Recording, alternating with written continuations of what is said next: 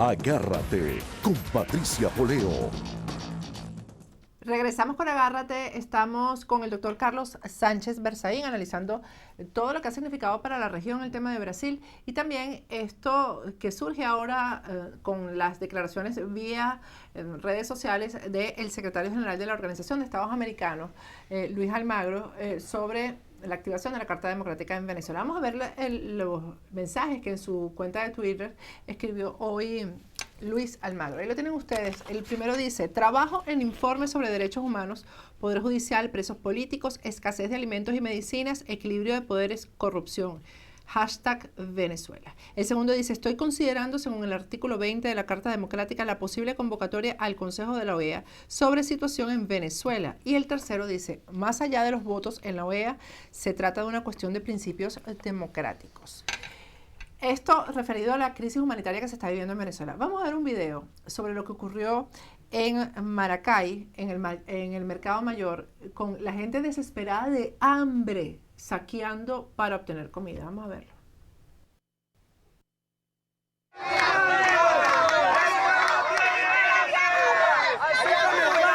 Presidente Nicolás Maduro, mira Maduro, como los que están en tu revolución son unos corruptos. Mira la revolución bolivariana, el producto que tú estás subsidiando. Mi nombre es Edgar Fernández y estoy aquí para hacerte un llamado a ti, para que veas que esos coños su madre son unos corruptos. Aquí tenían acaparados. Aquí lo que tenían acaparados son todos los productos de la canasta básica necesarios para nuestros hijos. ¿Cuál es la revolución que tú tienes? Si lo que tienes alrededor tuyo son una cuerda de corruptos y ladrones. ¿Qué es lo que tú tienes? En la alcaldía de Timote, que está ubicada en el estado de Mérida, ocurrió también un desastre. Ayer hay más de 15 personas detenidas porque el alcalde había ofrecido que iba a distribuir comida y no lo hizo, no cumplió, y la gente salió a saquear la sede de la alcaldía y encontraron la comida y se llevaron todos los destrozos. Parece que no se pueden cuantificar y hay personas heridas, personas que están detenidas. Eso está pasando en Venezuela por el hambre. ¿Es posible, Carlos, que se active en Venezuela la Carta Democrática? ¿Eso es posible dentro de la Organización de Estados Americanos? El artículo 20 que menciona el secretario general le permite a él o a cualquier Estado miembro pedir una reunión en base a la Carta Democrática Interamericana, una reunión del Consejo Permanente. El Consejo Permanente está constituido por los embajadores de los Estados miembros en Washington, en la sede de la OEA, en Washington, D.C., para que consideren el tema, en este caso de Venezuela. Ese consejo, esa reunión puede determinar, pedirle al país, al gobierno de Venezuela en este caso, que normalice la situación de la democracia y puede llevar adelante situaciones de negociación e inclusive de buenos oficios. Eso es lo que dice la Carta. Este es un tema de principios y yo lo he explicado en mi artículo, en mi columna de esta semana. Mi columna de esta semana titula ¿tiene la democracia mayoría en la OEA? Y la respuesta es no. Porque a partir del control del petróleo venezolano, el control de los votos que se hace de los países del Petrocaribe, los Estados miembros del socialismo del siglo XXI, que son Venezuela, Nicaragua, Ecuador y Bolivia, y los simpatizantes que controla Cuba, que maneja la OEA desde afuera, que son los países vinculados a la izquierda y con reconocimiento al castrismo, como es Uruguay, como es Chile, el gobierno de Rousseff en Brasil, que acaba de cambiar, y las amenazas que ejerce Cuba sobre determinados países, como por ejemplo Colombia, que tiene su proceso de negociación de paz en La Habana, y cuestiones de interés económico que circulan, hoy día no hay mayoría para hacer valer los principios y valores de la Carta de Bogotá, la Carta original de 1948 de la OEA, que establece como principio fundamental la defensa de la democracia y además la Carta Democrática Interamericana firmada en Lima el año 2001.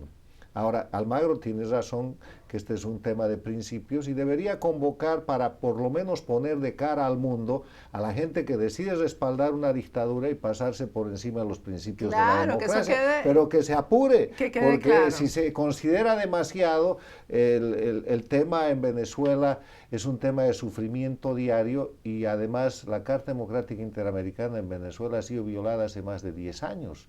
No estamos hablando de una violación reciente. Es que ahí hay persecución política desde siempre. Absolutamente. Hay violaciones a los derechos humanos. Un país donde hay presos políticos y exiliados políticos. Es que tenemos no presos puede ser una políticos, democracia. tenemos presos condenados a 30 años que ya van por 12 y 13 años Sí, pero presos. la violación no ha sucedido ayer, ni anteayer, Por ni eso, hace un mes. exactamente. La violación a la Carta Democrática Interamericana en Venezuela sucedió hace más de 10 años. La violación a la Carta Democrática Interamericana en el Ecuador ha sucedido hace más de 8 años. La violación a la Carta Democrática Interamericana en Bolivia sucedió hace 9 años.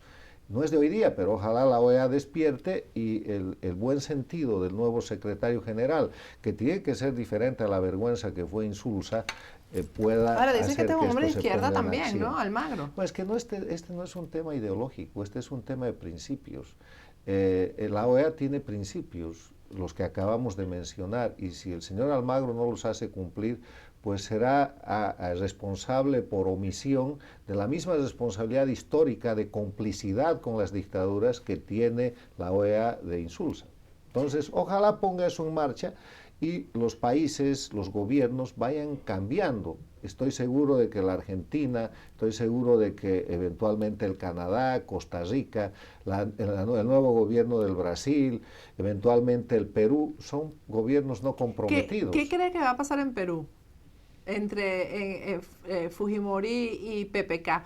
¿Quién ganaría las elecciones y cuál de los dos sería mejor para acabar con este socialismo? Yo no sé cuál sería mejor. El pueblo peruano tiene una votación muy difícil para el próximo 5 de junio. Sí.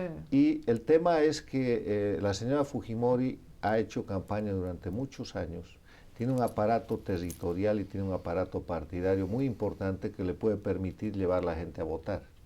Pero en el otro lado se está montando la resistencia contra el fujimorismo, tratando de cobrarle a la señora Keiko Fujimori todavía los odios y rencores del gobierno de su padre. Es muy fuerte, es un sector muy fuerte en Perú. Es la fuerza irresistible contra el objeto inamovible. Hay que ver, eso tiene un diagnóstico reservado y quien gane lo va a hacer por un margen muy pequeño. Ahora, si gana PPK, pobre gobierno, porque la mayoría del Congreso está en manos de la señora Fujimori y su partido, que tiene una estructura muy seria.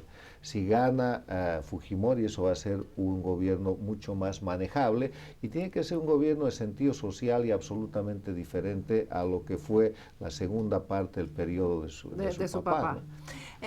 Esto que pasó en Brasil va a redundar en el resto de América Latina de forma importante o simplemente se queda en Brasil? No, es muy importante porque la corrupción en el Brasil no ha sido una corrupción nacional. La corrupción del Brasil ha sido una corrupción transnacional. Las empresas que han manejado la corrupción y que ahora se espera que se destape esa corrupción han operado en Venezuela, en Cuba, en Ecuador, en Bolivia, en la Argentina, en Nicaragua. Y parece que el foro de Sao Paulo ha sido el foro de la corrupción que a través de este tipo de negocios ha formado fondos de dinero muy grandes, obviamente corruptos, para manejar la política en América Latina, y eso ha sucedido. Entonces, en esa dinámica, lo que estamos escuchando de la voz de los Castro desde Cuba, lo que estamos escuchando de la voz de Maduro y su canciller desde Venezuela, lo que ha dicho Evo Morales y su canciller desde Bolivia, lo que ha dicho Correa, lo que ha dicho Ortega, es la voz del miedo al destape de una transnacional de la corrupción, de la cual ya se sospecha y que ahora tiene que abrirse. Ya están en la cárcel los ejecutivos de las empresas que han hecho obras en todos estos países, obras además sin procesos de licitación para su contratación, obras con valores sobrepreciados que han tenido que generar recursos de corrupción de lo que solo resta saber quién ha recibido cuánto, y ahí están los sospechosos que son los que están protestando por el cambio de gobierno en el Brasil, y eso es miedo a la transparencia, miedo a que cese la impunidad que ellos consideraban blindada y que es muy importante para el hemisferio y para el mundo entero y para los pueblos de América Latina que están empobrecidos, que eso se aclare, porque han estado ejerciendo corrupción transnacional. Cada vez más pobres. Sí. ¿Qué está pasando en Bolivia? La última vez que hicimos programa hablábamos del escándalo con el supuesto hijo de Evo Morales, etcétera. Ahora surge que el tal hijo no existe o el que llevaron no es el que es, etcétera, etcétera. Pero yo conversaba en estos días también con un político, el exgobernador de Cochabamba, y yo le decía que Bolivia no se escucha tanto. Hasta Ecuador se oye la gente en la calle, las protestas, el malestar, pero Bolivia está como más en silencio. Bueno, lo que pasa en Bolivia es que la dictadura tiene el control absoluto del poder. No hay libertad de prensa alguna. Los periodistas que de alguna manera podían poner una noticia que vaya contra el gobierno, que diga la verdad, han sido prácticamente despedidos, liquidados, neutralizados, y hay algunos que han sido neutralizados dándoles cargos públicos. Hay mucho periodista que hoy día es funcionario del gobierno. El propio presidente del Senado era antes un periodista de oposición, pero ahora ya tiene cargo. Entonces, en esa dinámica el control de la prensa es absoluto, y si no hay prensa libre, pues ¿quién va a hablar? ¿Quién va a escuchar? El caldo de cultivo de la indignación de la gente, las redes sociales, eso es lo que hay que mirar, es realmente grave, porque Evo Morales está mostrando que además de ejercer la corrupción como un rasgo de institucionalidad de su gobierno, como sucede en el resto de los países del socialismo del siglo XXI, está ejerciendo el abuso y el atropello del poder. Y eso no va a durar. Pueden engañar a pocos mucho tiempo, pueden engañar a muchos poco tiempo, pero no van a engañar a todo el pueblo boliviano todo el tiempo. Claro. Y Evo está en la cuesta resbalosa, él sabe que va de bajada, sabe que le viene una tremenda crisis económica porque ha destrozado la economía nacional, sabe que todavía esa economía parece exitosa porque tiene el pilar de 3.100 millones de dólares al año que provienen del narcotráfico, pero ahora sus dos principales mercados de consumo que él había abierto, que son Argentina y Brasil, se le están cerrando. Acaba de ser designado canciller del Brasil un político antinarcóticos que señaló a Evo Morales hace más de un año que Bolivia inundaba con la cocaína que se producía a Brasil y que eso generaba mucho daño en la juventud y en la sociedad brasilera, y eso va a traer cambios. Y además de todo eso, la corrupción. O sea, la economía boliviana es una bomba de tiempo y Evo Morales está tratando de regular eso con el control de prensa, con la represión judicial, con la existencia de presos políticos que Bolivia tiene. Bueno, pero eso va a terminar por explotar y va a ser malamente con daño al pueblo, y espero que con las sanciones adecuadas a los violadores de la democracia. Bueno, muchísimas gracias. Encantado. Gracias siempre por estar aquí con nosotros, además para aclararnos todos estos puntos. Carlos Sánchez Berzaín. Vamos a ir un corte, al regreso nos vamos para República Dominicana porque el domingo hay elecciones allá también. Así que vamos a hablar con un analista para que nos cuente cuál es el panorama, porque al parecer van a repetir presidente allá en República Dominicana. Ya volvemos con Agárrate. Muchos piensan que para emigrar a España hace falta tener un familiar español o invertir grandes cantidades de dinero, y no es así. España ofrece el poder emigrar sin tener que invertir y sin tener que montar una empresa ni tener que comprar una propiedad, y no estamos hablando de grandes cantidades de dinero como en otros países.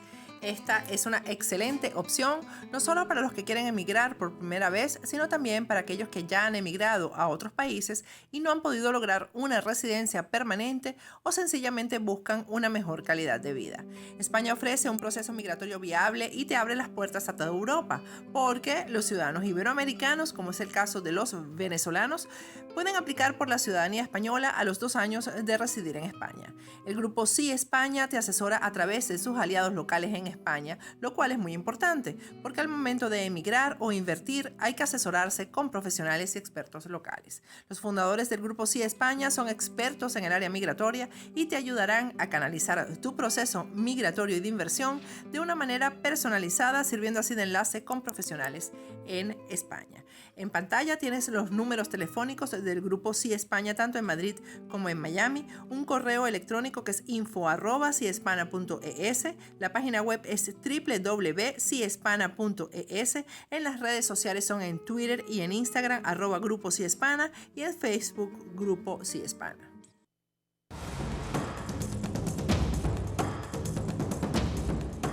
Agárrate con Patricia Poleo.